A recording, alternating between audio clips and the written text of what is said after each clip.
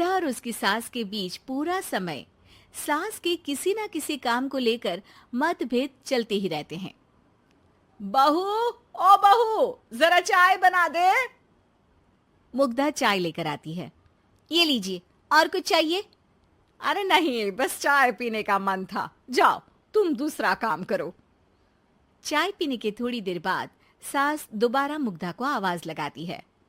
अरे बहू रे, आओ बहू, जरा हलवा तो बना दे, मीठा खाने को मन हो रहा है। इसी तरह मुग्धा की सास पूरा समय कोई ना कोई काम बताकर उसे रसोई से बाहर तक निकलने नहीं देती। कभी चाय, कभी हलवा, कभी पानी तो कभी दूध, हर समय खाने को चाहिए और उसके लिए अपने हाथ पैर बिल्कुल नहीं हिलाने। परेशान किया हुआ है इन्होंने। सास की जबरदस्ती परेशान करने की आदतों से दुखी मुग्धा एक शाम सचिन के साथ अपने कमरे में बैठी हुई बात कर रही होती है। सुनो जी, मम्मी जी की ये जानबूझकर मुझे परेशान करने की फरमाइशों से मैं बहुत फ्रस्ट्रेट हो चुकी हूँ। पूरे दिन में 1 सेकंड का आराम नहीं मिलता। रसोई से बाहर कदम रखती नहीं कि बहू ये बना दे, बहू री वो बना दे। अरे इनकी फरमाइशें चलती ही रहती है। अरे मुग्धा, माँ खाने की शौकीन है, पर उम्र हो चली है, खुद खाना नहीं बना सकती, इसलिए तुमसे बोलती है।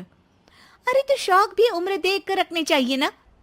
समझ में नहीं आता, हर समय फेविकॉल का जोड़ लगाए सोफे से चिपके बैठी रहती है। इतना सब डाइजेस्ट कैसे हो जाता है उन्हें? अरे तुम मेरी माँ से इतनी नफरत कैसे कर सकती हो? मैं उसे नफरत नहीं करती जी, बस परेशान हूँ।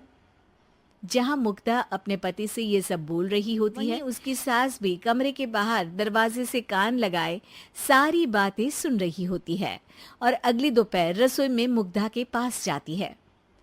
बहू, आज ना मेरा कुछ मसालेदार खाने का मन है। तो चाय बना दूं? मुझे बहुत पसंद है। अरे ना, ऐसा कर लिट्टी चोखा बना ले। और हाँ, जितना मसाला बातों में मिलाकर पति को सुनाती हो ना, सब्जी में भी वैसे ही डाला करो, खाना स्वादिष्ट बनेगा। सास की बात सुनकर मुग्धा हैरान रह जाती है। मतलब अब पूरा समय मुझ पर हुक्म चलाने के साथ बंद कमरे में हुई पति पत्नी की बीच की बातें भी सुनती है? अरे बात जब मेरी थी तो सुनने में क्या दिक्कत है? ये कहकर सास वहां से चली जाती है। अरे अब तो हद पार हो गई, इस तरह से तो ये मेरा जीना मुश्किल कर देंगी। मुग्धा सास की हरकतों से परेशान उसका हल सोचने लगती है और इसी तरह कुछ दिन बीत जाते हैं जिसमें सास का जन्मदिन आता है।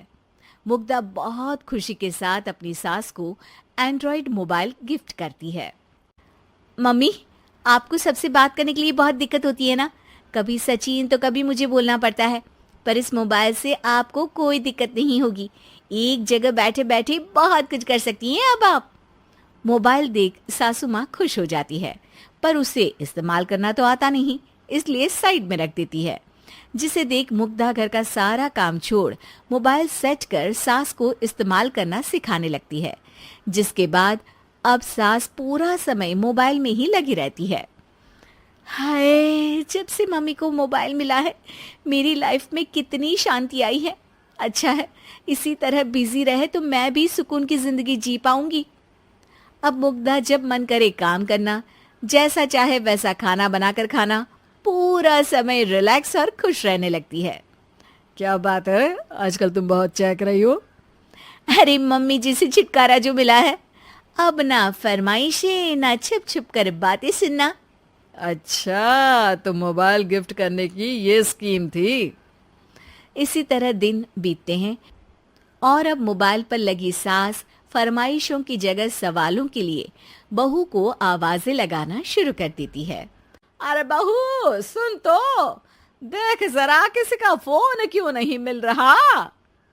रिचार्ज खत्म हो गया है, पर अभी 4 दिन पहले ही तो मैंने किया था, इतनी जल्दी कैसे खत्म हो गया? अरे मैंने कल तेरी कनाडा वाली मौसी सास से 3 घंटे बात की थी ना। क्या?